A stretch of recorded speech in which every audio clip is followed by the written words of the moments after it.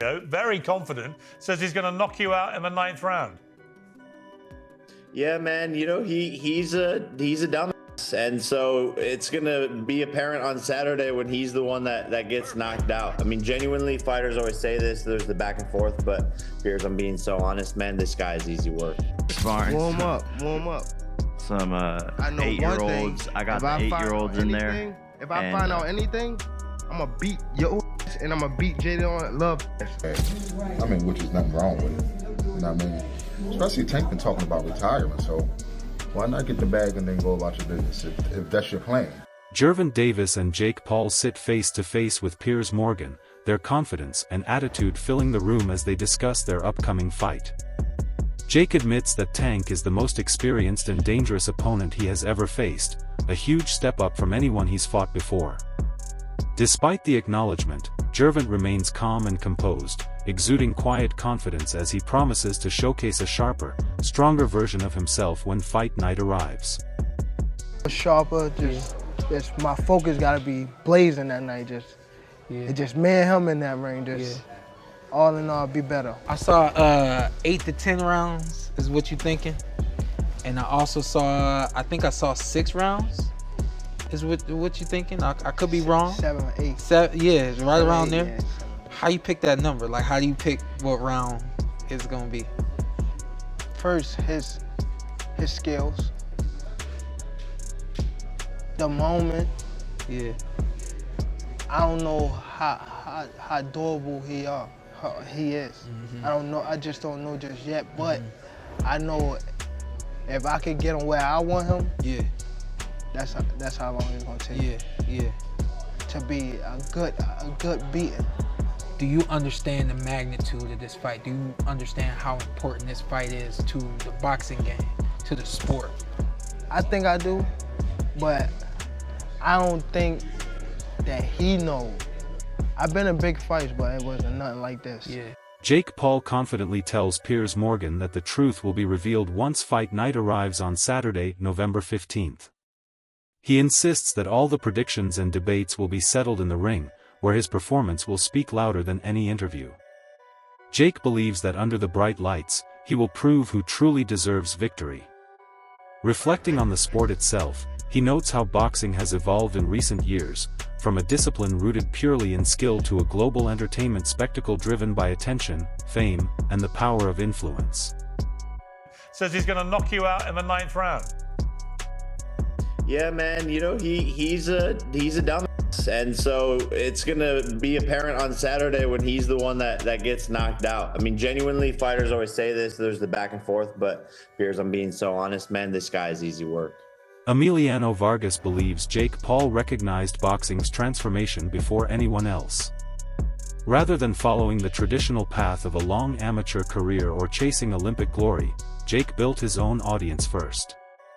By merging social media influence with boxing, he unlocked massive paydays regardless of rankings or titles. As a result, many younger fans now follow the drama, storylines, and trash talk more than the sport's traditional accomplishments. Vargas sees this as a disadvantage for fighters who have dedicated their entire lives to climbing the ranks, noting that legends of the past often spent decades earning major opportunities. Today, a single viral moment can thrust a newcomer into the spotlight. While Vargas acknowledges that this new model brings excitement and fresh viewers, he cautions that the true essence of boxing, championship spirit, honor, skill, and hard-earned respect, must never be forgotten. To me, not in basketball terms, just such a funny internet game, but explain this to me like a 3rd grader. What is an exhibition fight? I don't even know, bro. I'm gonna be real with you. All I know is that Jake is making, goddamn. But when they say it, God bless Jake, bro, because this is what he figured out. He figured out this. He figured out boxing is all about attention. 100%. And he went from Disney to, you know, getting paid. What I told you, world champions that have dedicated their whole life to this sport, they will never get paid. Not even a percentage of what he's making. Yeah. But because attention brings dollars. It doesn't matter if it's a podcast, if it's a movie, premiere, if it's boxing, if there's no attention on it, you're not gonna make no money from it. This is like the WNBA conversation. That's For why sure. they don't make the money, because they don't have the attention. No, for sure. I was at the WNBA yesterday, and that shit was lit, bro. It was lit? I was chopping it up with Floyd was there. It was Like, good? people they won by like I think 1 or 2 points, but I was standing up and I was jumping. You know, it was the finals though. Yeah. It's the finals. So, all that aside, I just feel like Gervonta could crack though, bro. Oh, of course. Gervonta could crack. I mean, So this is what I want He's sparred light heavyweights and heavyweights before. Like, this ain't nothing new. Even taller guys. For sure. Yeah, so what I really want to ask you in regard to that fight is, like, obviously someone like Gervonta is not, in his mind, he's not going to go out there and look stupid, no matter how it goes. Right. No, he's not. But that's what when I see it's an He's exhibition fight, I'm like, what does that mean? And you can still get knocked out. You know, I feel like that means there's not going to be no winner. No effect on the record. Yeah, that's exactly what it means. But you could get knocked out. So you don't think, because, like, you know, the beef now is like, this shit's the WWE. That's what people say about boxing. I mean, like, you're completely right about Jake and what he's done. It's insane. Yeah. But he'll get the WWE. Oh, this is just like, what is this? Do you see it that way? God bless him, bro. God bless. Hey, call my fights WWE fights, whatever you want to call it. If I'm getting paid $80, $100 million, I mean, come on, bro. And look, the thing is, every single person that is commenting that, if they brought $100 million check in front of you, oh, I'm fighting. From Garrett's perspective, the matchup between a decorated professional like Gervonta Davis and a YouTuber-turned-boxer would have seemed impossible years ago. He describes it as a spectacle, not because the fighters lack talent, but because the situation itself defies boxing's traditional norms. Jake Paul has built a career on turning chaos into profit, mastering the art of capturing headlines, stirring controversy, and compelling audiences to watch, even if they dislike him. To Gareth, this so-called freak show is precisely why the fight exists. Jake continues to prove that attention can create opportunity. While many longtime boxing fans feel uneasy about this new direction, others embrace it as the beginning of an era where entertainment and unpredictability dominate. Love him or hate him, Jake's influence on the sport has become impossible to ignore. Your Paulus. Well, there's an end game and a bookend to what Jake Paul's doing, and I think he's getting very close to the bone with this one, because it doesn't really work. It's the biggest freak show so far. Like you say, Gervonta is not in everybody's list, but he's there or thereabouts in the pound for pound list. I mean, since the Lamont Roach fight, people have been down on him a little bit more. You know, a lot of people might have lost that fight, you know. Obviously his troubles and travails away from the ring have meant that, you know, people are starting to question at 33 now, is he? No, I don't even think he's that. 31. I think it's 31 max, 31. Yeah. But they're beginning to question his validity. But yeah. 31, yeah? 30. Okay. Yeah. They're beginning to question, or I don't think we all are, but people are in general beginning to, pundits, and some fans are beginning to question his validity in that top 10 pound for pound list. I think he belongs there myself, or just outside it. Certainly in the top 15, no question. Maybe top 13. I think I've got him. I think I had him at 11 or 12, but might have done a list on Saturday night. And obviously we want to see him in the ring with Shakur Stevenson. It's the big fight. Or even in Naoya Inoue at some point,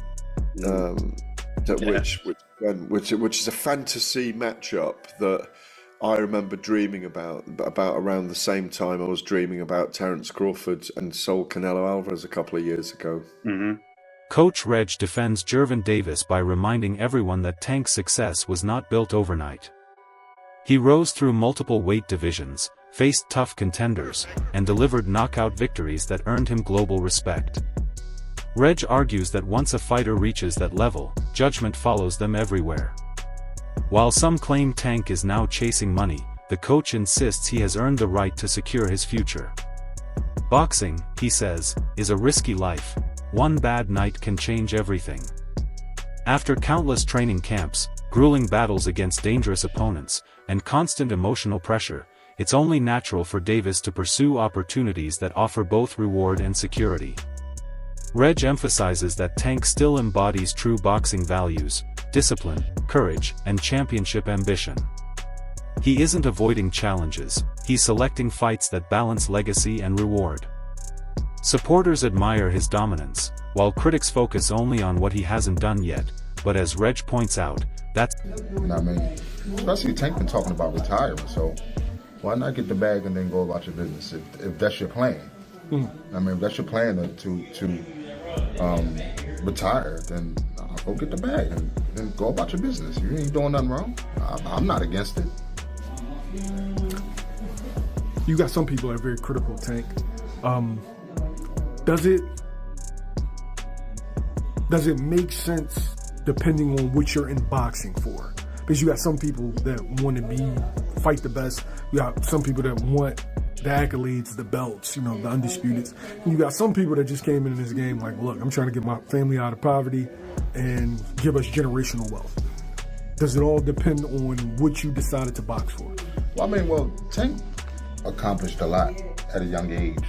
You know what I mean? He accomplished a lot at a young age, so I wouldn't be mad if he took the bag and went about his business and never fought again. You know what I mean? Plus, look at some of the things that he's going through. You know what I'm saying? So, a lot of that can affect you as well. You know what I'm saying? Like when you're trying to be in this game. So, I think, get the bag and go. That's your plan. Get the bag and go. For me, of course, I wanted to see him fight Shakur. I wanted to see him fight Devin. Yeah, we all wanted to see him fight. At press conferences, Gervonta Davis listens quietly, watching everything and speaking only when necessary. His silence creates a tense atmosphere, leaving everyone guessing what's going through his mind. Commentators Manx and Mora noted that this contrast adds extra drama to the build-up. Jake Paul comes across as the showman, driving the entertainment, while Tank embodies the focused hunter, simply waiting for the bell to ring. This dynamic perfectly captures who they are, one born from digital fame, the other forged through pure boxing. Even when they sit side by side, their body language tells the story of old school versus new school. It was lame, and even though Jake Paul tried to egg him on and try to goad Gervonta Davis on, he's dealing with somebody that is not a quick-witted, thinker. He's not a quick-witted speaker. Tank Davis is explosive in the ring. He's fast and powerful in the ring. He's charismatic inside the ring when he's punching. But when you put a microphone in front of him, he's not articulate. He doesn't know how to quickly respond to people. He stutters a lot. He does more stuttering than talking. So Gervonta Davis in front of a microphone is not going to sell. So Tank Davis shouldn't be put in a podium like that. He should have speakers for him. He should have someone talking for him. He should have a mouthpiece. Tank Davis is not going to sell this fight. And Jake Paul knows it. That's the reason he kept throwing jabs at him. He tried to get Tank out of his shell. Tank's not quick verbally enough. He's not quick-witted. He's not quick with the tongue. So in order for him to sell this fight, he's going to have an adversary that can spit something back. Like, for instance, Chavez Jr., he didn't have that quick-witted response, but he had the backing. He had the loyal following. And Chavez Jr., like many Mexicans, don't need to speak because they do all their fighting in the ring, and people know that. Tank Davis, I don't know, man. He didn't look good in his last fight. He's not fighting the killers in his division. People are getting off that Tank train, and we know that he's had his issues outside the ring. The love's not there anymore. Tank Davis is losing a lot of passion, a lot of followers, and people aren't buying this circus that Jake Paul's trying to sell. And I'm glad that people are getting off this train. The commission in Georgia got off this damn train. That's why they had to move this fight to Florida, where anything could happen. People interpret Tank's calm attitude in different ways. Some viewers think he doesn't seem excited about facing Jake Paul, reading his short answers and relaxed posture as signs that he isn't taking the event seriously. Others see it completely differently, believing his stillness reflects razor-sharp focus. Davis has a reputation for quietly studying his opponents, memorizing every detail before revealing his intelligence in the ring. Boxing history is full of fighters who spoke little but performed brilliantly, and Tank may simply be refusing to get caught up in the showmanship. He understands that the only opinions that matter are formed once the punches start landing. Whether his calmness stems from boredom or confidence will only be revealed on fight night. Jake Paul legitimately cooked Gervonta Davis in that press conference, and I really don't know how to feel about that. And to be honest with you, I still don't understand how boxing even allowed this to be made. Like, I don't. Like, dog, this is not an overstatement. Like, literally one of the core pillars holding up boxing is like this literal, like, fake superiority complex that they have over literally every other combat sport, despite literally being the least effective main combat sport there is. Brother, kickboxing, Muay Thai, Brazilian Jiu-Jitsu, wrestling, brother, I put judo over I put boxing. In terms of practicality of combat, oh yeah, 100%. Brother, if Jake Paul makes it competitive against Gervonta Davis, I'm looking at this like, brother. Oh, well, weight difference, brother. Gervonta Davis has been training his entire life. I'm sorry, bro. It's bad enough that the fact that if this was under any other combat sport, this would literally be like one of the most one-sided matchups of all time. And it wouldn't be in favor of Davis. No, dog, if you did this under an MMA rule set, oh my gosh, bro, Paul cooks Gervonta. It's not close at all. Like, round one finish level. Like, understand this, Gervonta Davis versus Jake Paul is taking place in literally the only combat sport where Davis should win. I'm still shocked that they allowed it to be made. Because, like, there's no upside. If Jake Paul beats Gervonta Davis, now we're kind of looking like, wait a minute. What? Like, brother, don't forget. I still think it's a horrible look that Tyson Fury couldn't finish Francis Ngannou. That is so bad. Oh, Francis Ngannou's a great boxer. Francis Ngannou, no joke, is one of the worst boxers to ever be in the UFC. He just has absurd power. No, look at the technique of Francis Ngannou. It's not that good. It's carried by power. Like, going into it, like, I'm hyped, but it's also, I'm looking at this like, bro, Gervonta has to finish, bro. Shawn Porter has been in boxing long enough to witness its evolution, and he views this fight as evidence that money has become the strongest force in matchmaking. While he respects Jake Paul for taking on real challenges, Porter questions whether this particular bout truly pushes the sport forward. He also points out that Gervonta Davis, now one of boxing's biggest attractions, sometimes prioritizes financial opportunities over legacy. This raises an important question for Porter. What will future champions value more, years of grueling battles or quick financial gains? He doesn't blame the fighters, understanding the realities of the sport, but urges fans to consider what they want boxing to represent. Should it remain rooted in competition, pride, and tradition, or fully embrace its shift into entertainment? For Porter, the issue isn't just this one fight, but what it symbolizes for the next generation of boxers. I go, why are you doing that? How do you sort of see this scenario now for him? Yeah, I don't really know how to feel about it, what to really say about it. I've only been asked this when it's presented to me. That's when I think about it, and I can't really come up with a good answer for it. In a lot of ways, it doesn't make sense to me.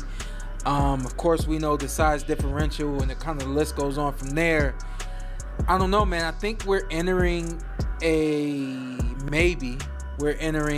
generation now, or a phase now where fighters,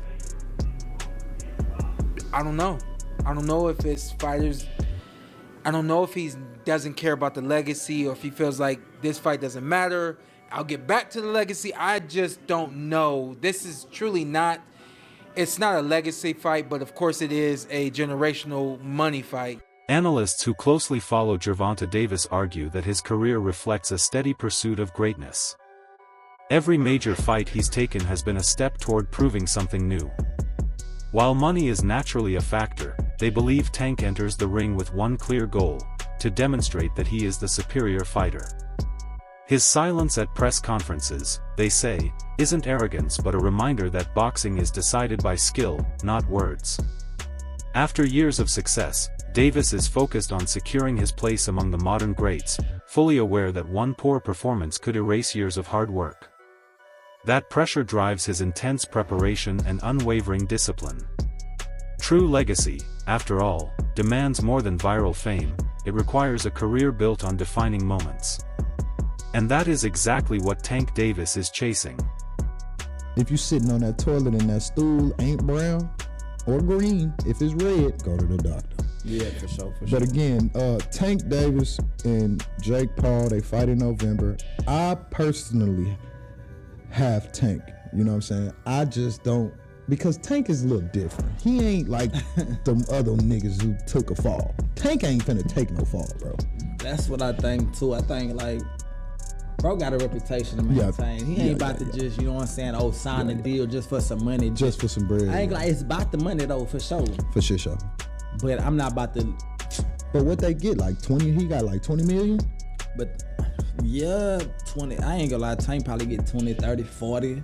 I don't know, Tank need to get more than that because it's bringing Jake Paul more money than, you know what I'm saying? Anything, but you know, Jake Paul putting up the purse, he putting up everything. Oh, okay. He paying for promotions, he paying for everything. So he getting all whatever he get. You know what I'm saying? So hey, I think it's a 60-40 cut or something like that. I ain't mad at that.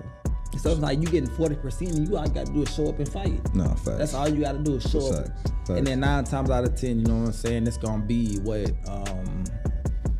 a draw. No. Tank gonna knock his, well, you think so? Let me not speak too fast, but I know Tank, I pray and I think I know that Tank is gonna beat him up. Nate Diaz remains one of combat sports' most brutally honest voices, especially when it comes to crossover events. He doesn't bother choosing sides or pretending that this matchup fits traditional boxing standards. In his view, both fighters know exactly what they're doing, entertaining crowds while securing massive paydays. Diaz admits that Jake Paul has improved enough to catch opponents off guard, but he rejects the idea that this fight is a pure competitive war. To him, it's business first. The fans tune in for excitement, and the athletes deliver a show. Nate's perspective serves as a reminder that this event exists somewhere between sport and entertainment. It may not please boxing purists, but it keeps people watching, and that, he says, is the name of the game. I gotta ask you, Jake Paul versus Gervonta Davis. Does Davis have a chance? Gervonta is a great boxer, but he ain't gonna do. So you got Jake Paul by knockout, or? No, I don't got anybody, but I don't think. He's just too small. It's just. I don't want to beat up somebody that small. I don't want to, you know what I'm saying? What do you think of the fight? I don't want to lose to somebody else. There's no point in the fight. It's a great fight, actually. I'm not hating on the fight, but I think. My thoughts on it is let's watch and see what happens. Ryan Garcia said that boxing is turning into WWE. Yeah, with that type of matchup. Do you agree? Last thing, White House card, like he said, you want Conor McGregor? Yeah, but the whole thing's on WWE. So right. Like, at least that's happening and getting something to talk about, something to watch, and